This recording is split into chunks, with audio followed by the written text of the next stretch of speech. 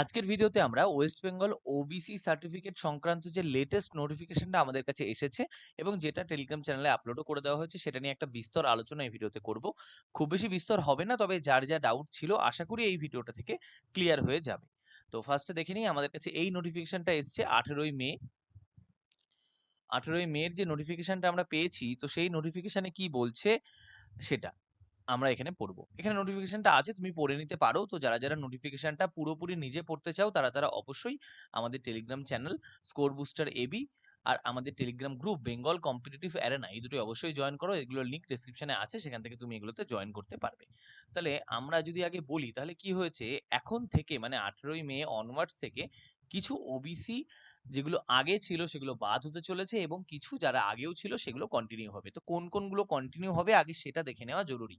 দেখো এখানে টোটাল 66টা লিস্টে নাম থাকছে, 66টা জাতির, যে 66টা জাতির নাম কিন্তু ওবিসি এখনো থাকবে। তারা কি, তারা তোমরা এখান থেকে নামগুলো পড়ে নিতে পারো।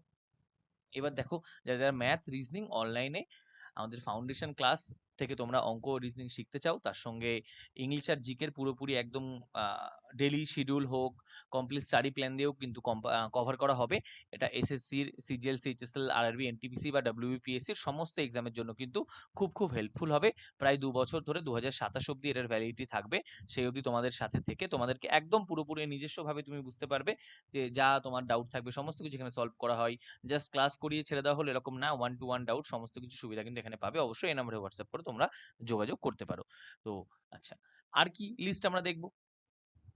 আর লিস্ট আমরা দেখবো, দেখো 16 থেকে 37 আর এখানে 38 থেকে 54। আচ্ছা, আরো আছে। তো এখানে তোমাদের প্রত্যেকে যে যে জাতির মধ্যে পড়ছো, বিলং করছো, তারা তারা এই জাতির নাম আছে কিনা অবশ্যই দেখে নাও।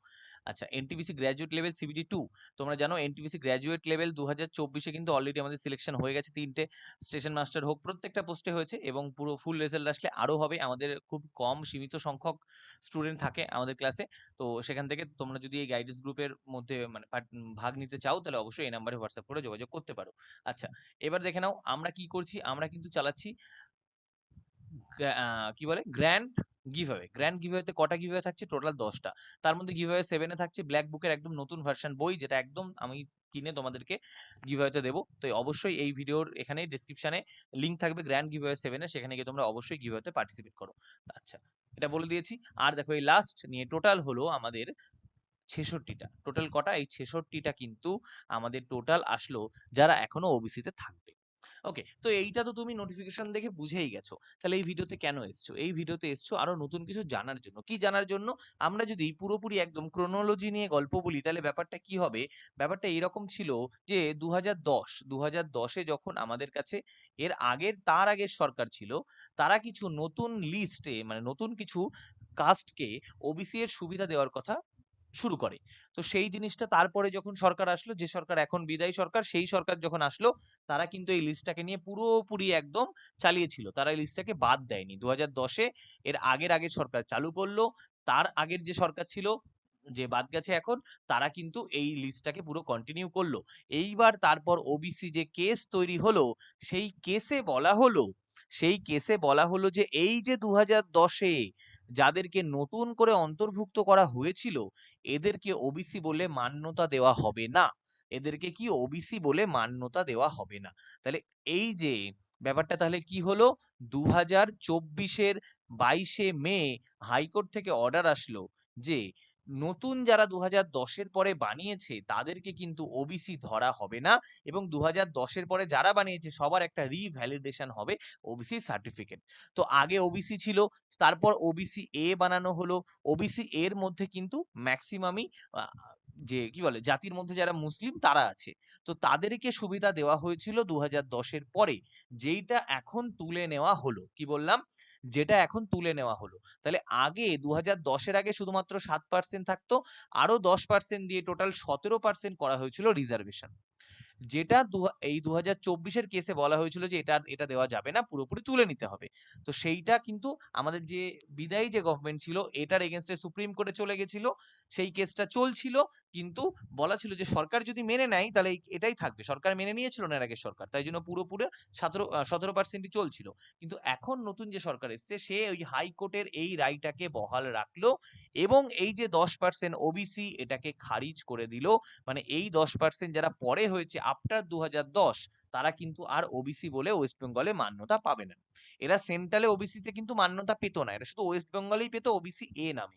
এরা আর ওয়েস্ট বেঙ্গলেও পাচ্ছে না, সেন্ট্রালে তো আগেও পেত না, তো তারা আর পাবে না। তাহলে আগে যেটা ওবিসির জন্য 10+7 ছিল, এখন তাহলে আমাদের ওয়েস্ট বেঙ্গলে কারেন্ট রিজার্ভেশন কত? অনলি 7%। এটা মাথায়। তাহলে এখন আর তোমার কোনো ওবিসি এ ওবিসি বি থাকবে না, অনলি ওবিসি। যারা এসএসসি দাও, রেলওয়ে দাও, তারা জানো যে আমরা যখন ওবিসি করি সেন্ট্রালের জন্য শুধু ওবিসি হয়, কোনো এবি হয় না। তাহলে এখন স্টেটেও শুধু ওবিসি হবে। তাহলে তুমি ওবিসির মধ্যে পড়ছো কি পড়ছো না কি করে বুঝবে? এই যে 66টা নাম বলে দিলাম, এর মধ্যে তোমার যদি জাতিটা থাকে তাহলে অবশ্যই তুমি ওবিসির মধ্যে পড়ছো। আর এই ওবিসির মধ্যে তারা পড়বে যারা আমাদের কি বলে ওটাকে, সেন্ট্রালেও ওবিসি হবে। সেন্ট্রাল লিস্টে এই 66টাই আছে, তো তারাই হবে ওবিসি। এইবার তাহলে যারা বাদ চলে গেলে তারা কি করবে? তাদের কাছে উপায় আছে, এক জেনারেল হয়ে পরীক্ষা দেওয়া, আরেক আছে ইডব্লিউএস হয়ে পরীক্ষা দেওয়া। এবার জেনারেল হয়ে পরীক্ষা দিতে যদি রাজি থাকো তো কোনো ব্যাপার নেই, আর যদি ইডব্লিউএস চাও তো অবশ্যই ইডব্লিউএস অ্যাপ্লাই করতে পারো। দেখছো কিন্তু রিসেন্ট ইয়ারে ইডব্লিউএস এর কাট অফ কম। তো ইডব্লিউএস এর কাট অফ কম যাওয়ার পিছনে একটা কারণ, অনেকেই 10% এর মধ্যে পড়ে যেত যারা এখন ইডব্লিউএস হবে। তো সেক্ষেত্রে ইডব্লিউএস সার্টিফিকেট কিন্তু বানানোর এখন যে প্রবণতা সেটা বাড়বে এবং ইডব্লিউএস এর ক্যাটাগরিতে লোক সংখ্যাও বাড়বে, যার ফলে কাট অফ বেড়ে যাওয়ার একটা চান্স আছে। তো এটা গেল। আর ইডব্লিউএস সার্টিফিকেট যদি বানাতে চাও সেক্ষেত্রে কিন্তু ওবিসির মতো সহজ না, বেশ কঠিন, বেশ কষ্ট করতে হবে তোমাকে। 1.5 থেকে 2 মাস টাইম লেগে যাবে একটা ইডব্লিউএস সার্টিফিকেট বানাতে গেলে। তো এটাই ছিল বলার, যে এখন ওবিসি তাহলে হয়ে গেল 7%। আমাদের মোট কথা কি, এখন ওবিসি রিজার্ভেশন ওয়েস্ট বেঙ্গলে 7%। ওবিসি এ ওবিসি বি বলে কিছু থাকলো না, গোটা জিনিসটাই এখন ওবিসি। আর যারা 2010-এর পর থেকে যে যে লিস্টে ছিল শেষে বাদ, এইটাই আমাদের আলটিমেট লিস্ট। এখান থেকে দেখে নিয়ে তোমরা অবশ্যই জেনে যাবে তুমি এখনো ওবিসির মধ্যে পড়ছো নাকি পড়ছো না। এটা হলো। হ্যাঁ, এইবার তোমার মনে প্রশ্ন আসতে পারে যে তাহলে যারা ওবিসি নিয়ে আগে চাকরি পেয়ে গেছে তাদের কি হবে? যারা এই ওবিসি বি তেই আগে চাকরি পেয়ে গেছে তাদের কি হবে? পেয়েছে তো, কিছু জন তো ওবিসি নিয়ে আগে চাকরি পেয়েছে। ওকে, তাহলে যারা আগে চাকরি পেয়েছে এদের জবে কোনো ইম্প্যাক্ট পড়বে না, এদের জব যেমন ছিল তেমন হবে। তুমি ওই ওবিসি বি সার্টিফিকেট নিয়ে কোনো অ্যাডমিশন করেছো, তোমার কোনো ইম্প্যাক্ট পড়বে না। তার মানে কি আমরা বুঝলাম? ওই হাইকোর্টের রায়ে বলা ছিল যে এর আগে যারা করেছে তাদেরকে কোনো ইম্প্যাক্ট ফেলা হবে না। তার কারণ সরকারের উপরে কেউ না। দেখো, তোমাকে তো সরকার মান্যতা দিয়েছিল না যে তুমি ওবিসি এ, এই জাতিটাকে আমরা ওবিসির মধ্যে ফেলছি পশ্চিমবঙ্গে, তাই জন্য তুমি ওবিসি হয়েছিলে। তুমি তো আর মারামারি করে জোর জবরদস্তি করে ওবিসি হয়ে যাওনি। তাহলে তোমাকে যখন সরকার মান্যতা দিয়েছিল তাহলে সেই সময়টুকুর জন্য তুমি কি ওবিসি ছিলে।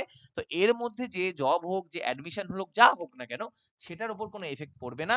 কিন্তু ওই যে ডেটটা তার পর থেকে বলা হয়েছিল এফেক্ট পড়বে, তো সেটা আমরা আমাদের এই অর্ডারে মেনে নেওয়া হয়েছে। 18/5 থেকে এটা ইস্যু করা হয়েছে। তাহলে 18/5-এর পর থেকে যা যা ঘটছে, এই 18/5-এর পর ডেটের এরপর থেকে কিন্তু আর তোমরা ওবিসির কোনো সুবিধা পাবে না। এর আগে পেয়েছো সেই সুবিধা কেড়ে নেওয়া হবে না, সেই সুবিধা যেমন ছিল তেমন থাকবে।